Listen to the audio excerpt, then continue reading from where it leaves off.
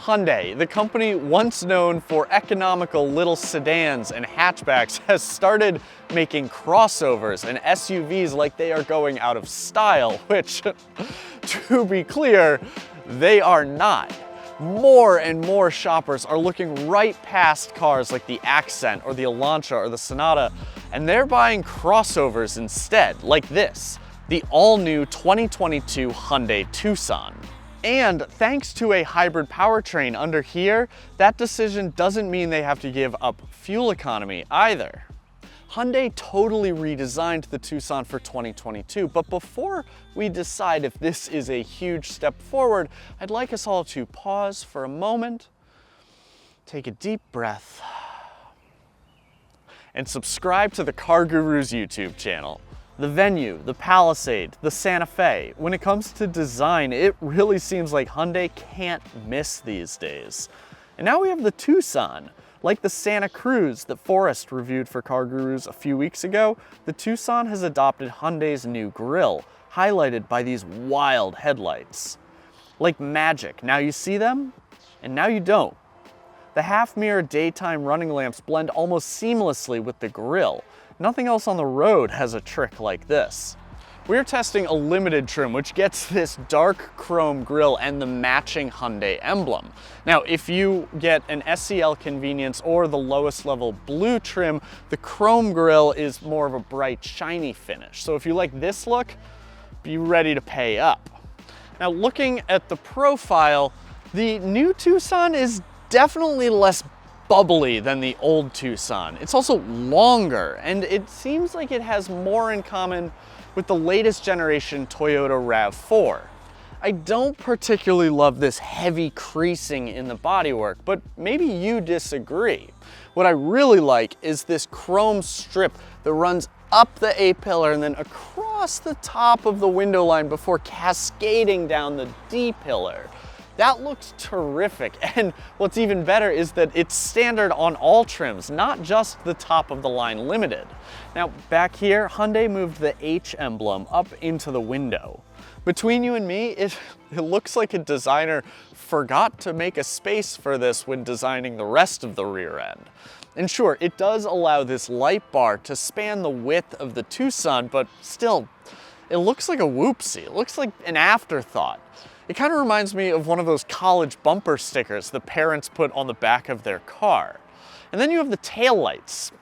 Maybe you let me know what you think about the taillights. Because some cars, like the Venue, they are going to age beautifully, but this one just feels too extreme, a little too risky to make that bet over the long haul. Now, that being said, on the inside, the Tucson's interior looks beautiful, and the steering wheel with this wide open upper hemisphere, it feels incredible. The buttons have good feel, and the view to the driver information display is totally uninterrupted. And that driver information display looks pretty unique too. It doesn't have a hood, but at the same time, it doesn't suffer from any glare.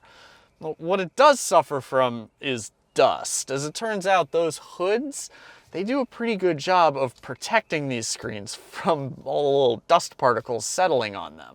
Now, if you can live with that, I think that you are going to like this because it looks cool.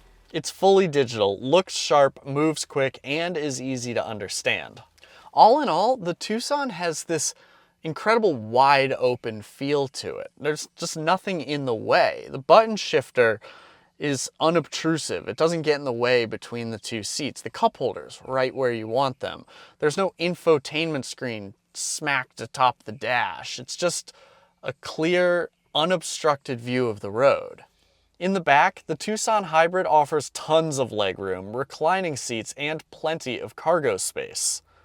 Assuming you don't need 3 rows of seats, the Tucson probably offers all the cargo capacity you'd need for day-to-day living. Maybe the most interesting thing is how Hyundai is approaching heating and air conditioning in the Tucson. You see, you can crank up the fan and have it blow cold or hot air right at your face like we're all used to. Or you can press this button here and it'll diffuse that air a bit more naturally. And you can see it has these vents all stretched across the dashboard. It's certainly quieter and it's a bit more comfortable unless you need the AC fast.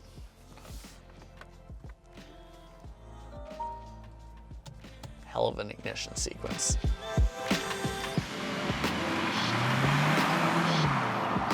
As of today, when we're filming this, Hyundai will sell you one of two different Tucsons.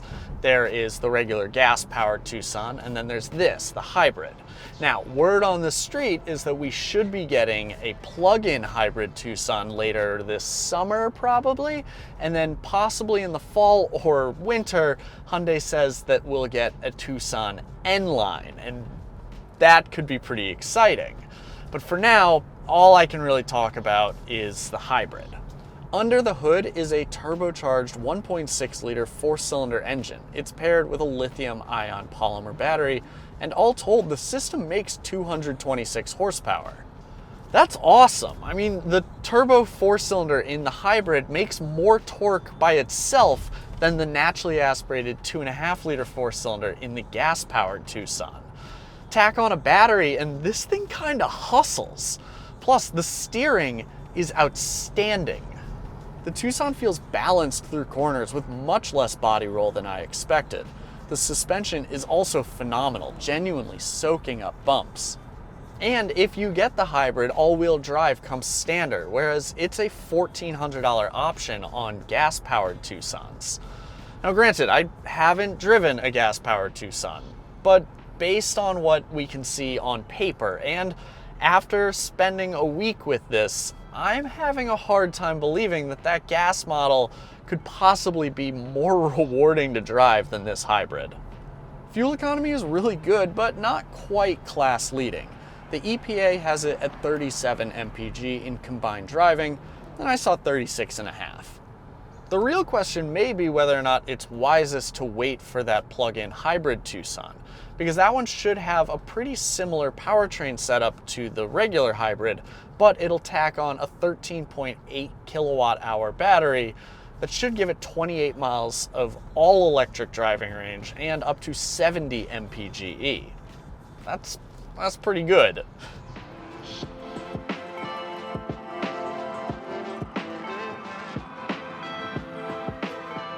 In terms of tech, the Tucson delivers an 8-inch touchscreen in the lower trims for both the gas and the hybrid Tucson. But if you get a limited trim Tucson, you get this beautiful 10.25-inch touchscreen. While this looks awesome, only the smaller screens benefit from wireless Apple CarPlay and Android Auto. Get the big screen, and you need to use a wire. There are no physical, real buttons here, and frankly, I find that to be insane. I mean, was Hyundai not paying attention when Honda removed the volume knob from a few of its models a few years ago and the whole world lost its collective mind? I mean, sure, this looks terrific, it looks slick, but it takes simple actions like changing the volume or switching radio stations, and it just makes them that much more frustrating. Now you're going to want to get used to using the steering wheel controls because these feel great, and you will get tired of poking at this.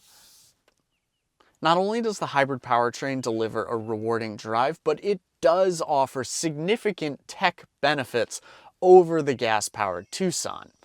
Now, our limited trim is the top of the heap.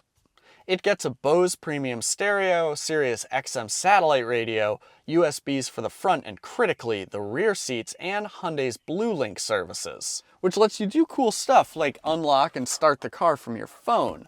It also costs a whopping $38,704, which includes destination and floor mats.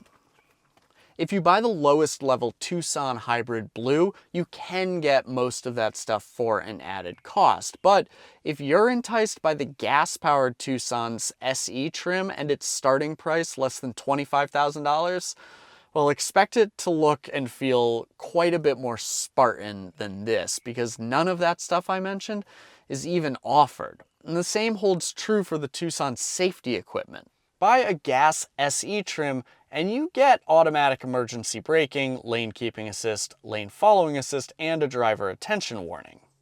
If you want stuff like rear cross traffic alert, you'll need to pay more or get the hybrid.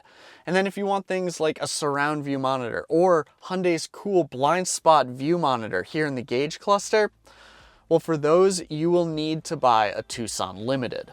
Whether we are talking about the flashy new grille, the wild styling, or this little gimmick, Hyundai has plenty of ways to entice shoppers onto dealership lots. But Hyundai has also developed a bit of a reputation for providing a lot of content for a little more money than the competition, and I can't help but feel like the Tucson's base trims undermine that reputation just a little bit, particularly when we see competitors like Toyota and Subaru offering advanced safety features on even their lowest price models.